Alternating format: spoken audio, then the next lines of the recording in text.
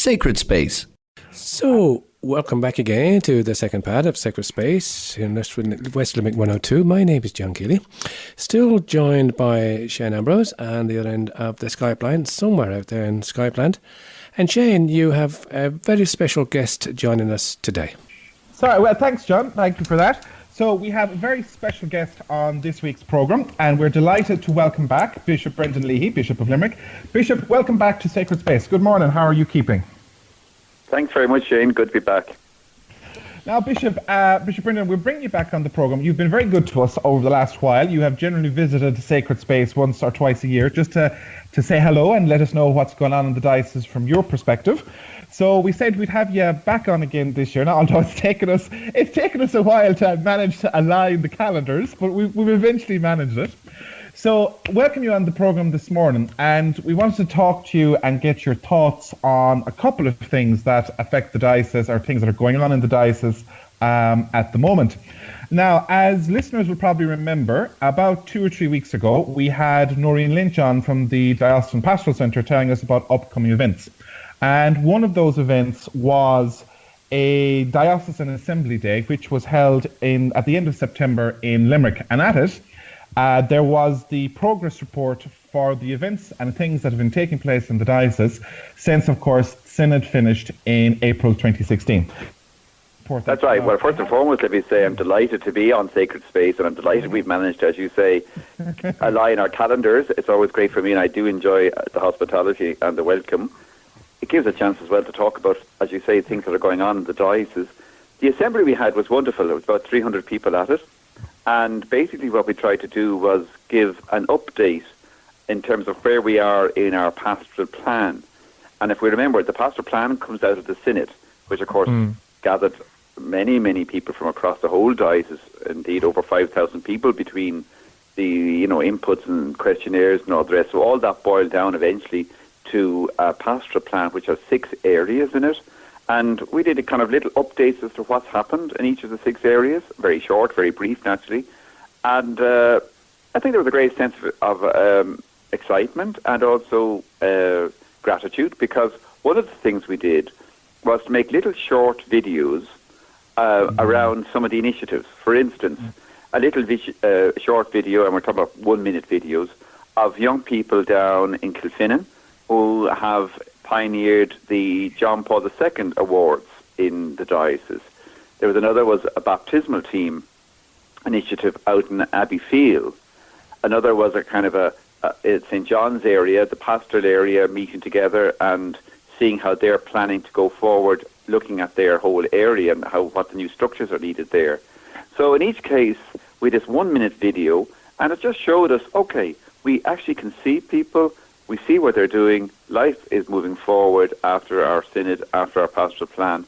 And it gave a certain enthusiasm, so much so that people said afterwards, we really need to get this news out to people, that there's a lot happening. And I was delighted in a way.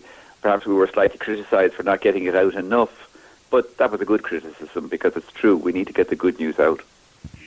That's and as you said, there's a lot of things that happen. They're actually available for people that have access online on the diocesan Facebook page. But in terms of things, is there anything in particular that stood out for you? 1 or 2 things that really you were delighted to see get off the ground following on from Synod. Well, I suppose everything is fantastic, and I'm just delighted to see people are moving forward. In particular, there's no doubt, it's just great to see young people at any level in our life of the church, because they are the young church, so it's good to see them active. And I was particularly impressed by that short experience which came from Kilfinnan. We had young people themselves speaking. We had Sister Patricia Coughlin, who is the kind of the coordinator down there, and we had the school principal of Nave Pole, Skull Pole, down in Kilfinnan, and it was just great to see that.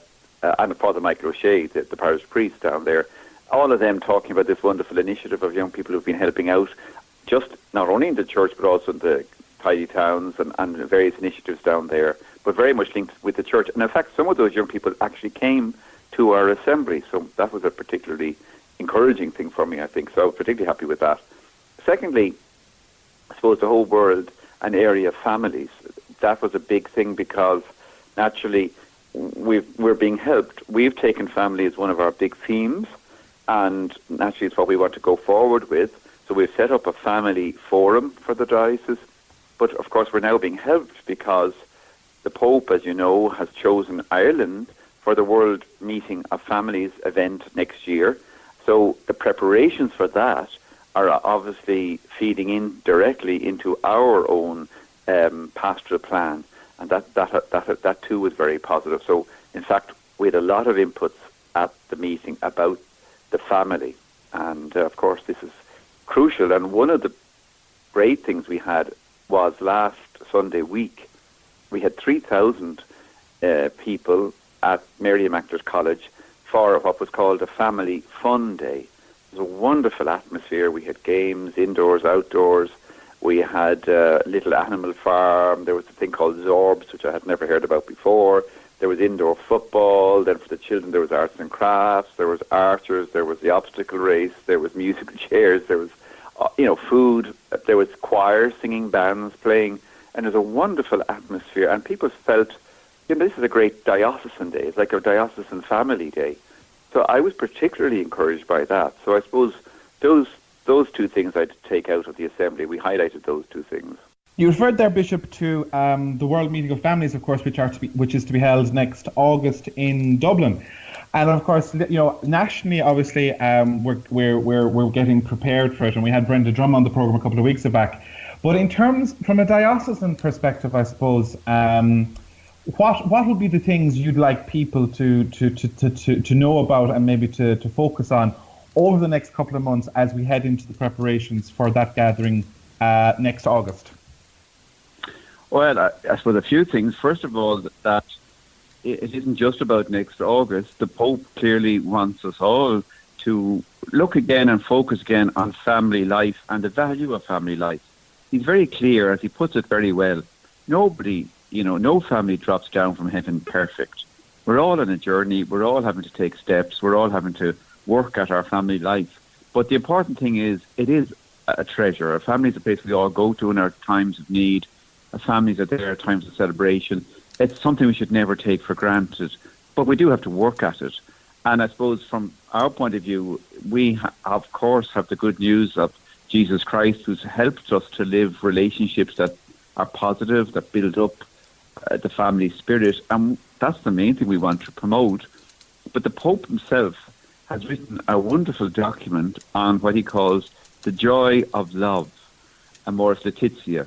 And that document is really, really wonderful. A woman I know said to me, how did he write some of the things he wrote? Because really, you'd have to be in an everyday life of a family to write it.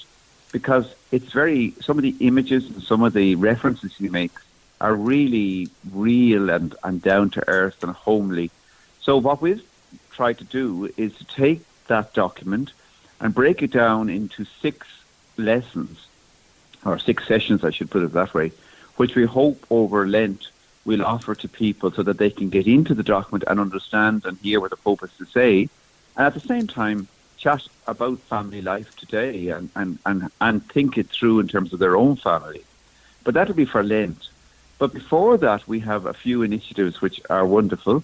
For instance, we have a petitions box going around the diocese at the moment, and that's going to every parish for a few days, and people are invited to put their petitions there, and we're going to be giving those petitions to the Poor Clare sisters in the Carmelite Convent, I should say, in Ennis, and they'll pray for those petitions, and eventually all of that will lead up to the Dublin event next year. But we're also going to have a series of other events, simple things like if there are particular anniversaries, renewal of vows, also moments of celebration in schools. We, in the Diocese of Limerick in December, are going to be welcoming the icon that was constructed for this year. It's going around the diocese, and we're hoping to be in 3 places in the diocese for about a week in December. And it's a beautiful icon. It was built specially for this year and has beautiful images of the Holy Family, Nazareth and Cana, and many people are admiring that. So we certainly would hope that will be a focus for the year. But overall, the message is to look again, all of us, at family life, see how we can support it, see what best we can do to take some steps to build up our family life, to see how, if you're a parent, you can best help to educate your child. If you're a child, how can you best build up, with your brothers and sisters, your mother and father, with your relations, the family life. But at the same time, recognizing there's no family perfect, and we're not saying there is. This isn't just for perfect families. This is for all kinds of families and all kinds of shapes and sizes, to look again at family life and support it. Thanks for that, Bishop. Something you just mentioned there, just in relation to the big event in Dublin next year, and I'm probably going to put you on the spot a small bit for this one. Do you think Pope Francis is going to be there? Well, what we're saying is we really hope he will be. Our sense is that he wants to come, but the Pope really never gets around to finalising the events schedule that he has until about 6 months beforehand. So really it's going to be kind of February, March before we actually know if he is going to come. Of course, we're hoping like mad he will come, and, we can be hopeful about that. And in terms of just if he does come to Ireland, what would be the chances of a repeat papal visit to Limerick? Yeah, a lot of people have said that, and I know there's some people really actively campaigning for it as well. Of course, I would love if the Pope came to Limerick, but I have to be realistic. Unlike John Paul II, who was 59, I think, when he came to Ireland, Pope Francis next year will be 81. He also is a man who doesn't just do journeys to places for the sake of it. In other words, he is coming primarily for the World Meeting of Families in Dublin. Look, people are saying, would he not go to Northern Ireland, because John Paul II always wanted to finish his visit in Northern Ireland. He didn't get around to doing it, so some people say, will Pope Francis go to Northern Ireland? So that's quite possible. But the Pope is also a man who likes to do small things, like, for instance, visit a prison or visit a homeless shelter. So, I think we should be realistic. While I'd love him to come to Limerick, we have to be realistic about the possibilities as well. That's a good point, actually. Maybe someone should talk to Brother Kevin in the Merchants Quay project. He might have an unexpected caller in Dublin. But okay, something, as you said, exactly. something to look forward to maybe next year, of course, as part of the event itself, of course, which is the World Meeting of Families to be held in Dublin. Now, interestingly, that brings us on to, I suppose, another topic of interest to people, and it's kind of linked into families and family life and prayer life and family life, and that is the challenge that we have of vocations to the priesthood. I suppose some people would like to know, Bishop, at the moment, do we have any seminarians for the diocese? Yeah, well, thankfully we have two seminarians. We have Tim Collins from Croke, and we have Mark O'Brien from St. Lelia's parish in the city. And really, I'm delighted we have them. They're two very fine men, and they're studying in Rome, in the Irish College in Rome. Of course, I would love if we had more.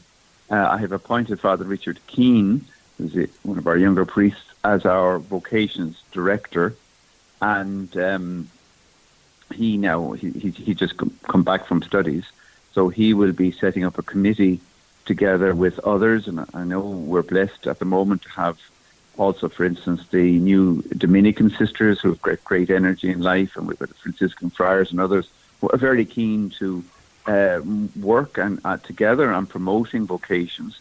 So certainly I'm hopeful that quite soon we'll be able to put together that committee and get working again on it. Of course, it is a big challenge. I can't deny that.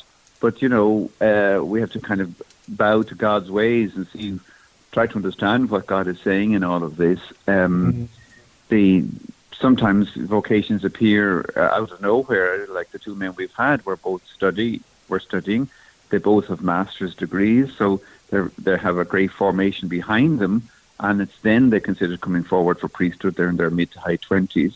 That's a good age, I think, for men who might be considering vocations. And I just think we have to kind of keep praying and hoping and believing that God is still calling, and we have to just make sure that the door is open and that people know the door is open. And so that's part of our communications exercise, that we need to get that message out a bit more. What would you say as well, I suppose, in terms of a reminder, I suppose, that vocations and priests don't come out of a drawer in the bishop's office, that it really comes out of communities and families asking the question and maybe saying to someone, have they ever considered a call to priesthood? Yeah, I agree with that. I mean, in my own case, that's how it was, in the sense that I remember when I was about 15, 16, being at home, and my father, I think he probably found it slightly awkward, slightly embarrassed, but I think he felt that it was his duty. We were talking about my options, probably 16, 17, the CEO form probably had to be filled in, and we were talking about options, about the kind of thing I was interested in doing. And my father, I'll always give him credit for it. He just, in one sentence, just said, don't forget, in thinking about it, don't rule out the idea possibly of a priesthood. And of course, I mean, I gave him a quick answer. Oh no, I won't be doing that. But nevertheless, I think he planted the seed in me in a way, and it was maybe a bit at the back of my mind. And okay, I didn't take action on it immediately. I went to college and then went on to the seminary. But I give my father credit for having said it. So I think your point is true. We need maybe at times to say it to people, well, have you thought about priesthood? Because maybe in the past, 40 years ago, many young men, who were maybe doing their leaving cert, it would have been almost normal or natural for them to think about priesthood as an option. And today, perhaps that isn't the case. And so we might take it for granted that if they were thinking about it, they'd surely come. But maybe that doesn't work anymore so automatically, because maybe it never even occurs to them. So we do need people to actually raise the topic. Okay. Something for something for people to consider. It's a topic we've raised often on this program and reminded people of as well. I noticed recently, Bishop, you've done a bit of travelling. And now it's a while since it happened, but of course the Episcopal Conference, that's all the bishops of Ireland, ye made your ad limina visit to Rome, and then as well as that, I noticed you yourself were in Zimbabwe. Correct, you're right. Both they happened. Well, Zimbabwe was around this time last year, and then the visit to Rome, the ad limina visit, was in January. Both wonderful occasions. Let's say the Zimbabwe visit. Well, basically the point there was we were asked by Trocaire if we would go out and visit, just by way of encouraging and I suppose part of the bishop's duty in a way to just look at some of the work that Trocaire is doing, and they are doing wonderful work. So we went out to Zimbabwe, which is a beautiful country, really, really beautiful. I would say one that probably has the potential of being one of the nicest countries in the world in terms of its climate and some of the places there that are really very beautiful. Nevertheless, unfortunately, it has some really serious social problems. It's, I think, ranked 156th out of 187 countries in terms of human development. Huge issues of unemployment and resources being underused. And then more recently, drought, of course, has really, really done terrible damage.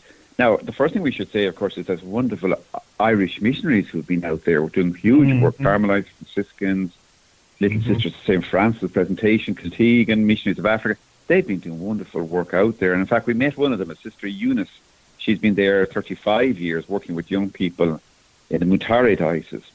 But we were focused more. Now, we did, on the one hand, met the people in Harare, which is the Trocaire people themselves. And, again, they're Sarah McCann and others working there. Really wonderful people, and they work at a few levels. They work on the one hand, certainly the whole area of just building, dams for keeping water, preserving water. The whole water issue is a huge issue out there, but also promotion of awareness of human rights and also the dignity of women, some of the issues that might be a bit more delicate out there. What I was very impressed with is that the Trocaire works very closely with the church versions of Trocaire out in those countries like Zimbabwe, which means that there's a direct link, which is very consoling to know in terms of the money distribution. They don't just come in from outside and say, well, we'll tell you what to do. They actually go and talk to the local people, the local dioceses, the local bishops, the local people there on the ground, and with them they devise their actions, And so, for instance, they brought us to visit a prison It was very harrowing in a way. 700 men in a prison. The HIV/AIDS is a huge issue in Zimbabwe. So many of the men in this prison have that, but they have a certain treatment for it, which is being subsidised. They're being helped to survive, literally, by some of the projects out there. But then we went to a place called Masvingo, the Masvinga province, and there they brought us up way up. Now, it was a tiring day. We were on 2 jeeps. There were three other bishops with us, and we were brought out literally to the most remote regions. And we were brought to an area where it's a complete drought.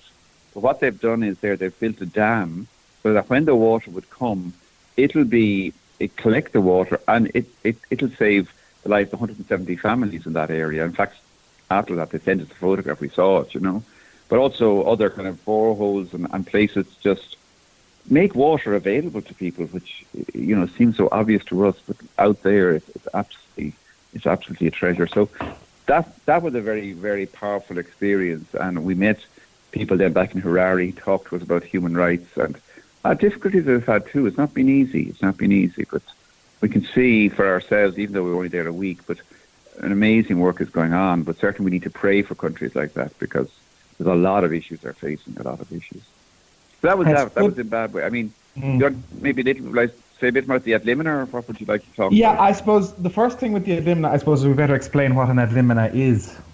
Yeah, I mean, there's a very ancient tradition. Obviously, the Pope being the successor of St. Peter, there's an ancient tradition that bishops go to visit what they go to the thresholds of the tombs, that's ad limina, the thresholds of the tombs of the apostles Peter and Paul, who were martyred, of course, and buried in Rome. So that tradition is there. It's now more or less every 5 years, although in our case it was 10 years since that happened. You go, you pray at the tombs, and that's always a very solemn, beautiful moment. And then you meet with the Pope, and he's the successor of Peter, and you meet with representatives of the Vatican department. So that's the kind of the shape of the visit. It takes about 2 weeks, basically. And in terms of, was this your first ad limina as bishop? Oh yeah, this was my first. So what did you think of it, or was there anything that struck you? Well, I mean, it was my first, so I had nothing to gauge it on. But those who were more senior bishops would say it was by far the warmest visit they've ever had. And I suppose we'd have to say that reflects something of Pope Francis's own very warm personality, but also his own stamp on the kind of way the visits take place. So, for instance, in our case, and of course this was the highlight, we met him. And before it kind of was a bit formal, people gave speeches and it was kind of a formal greeting. Whereas this time around, what happened was the Pope just brought us into his study and we sat around him, literally in a circle. And he said, look, here all I want is a conversation.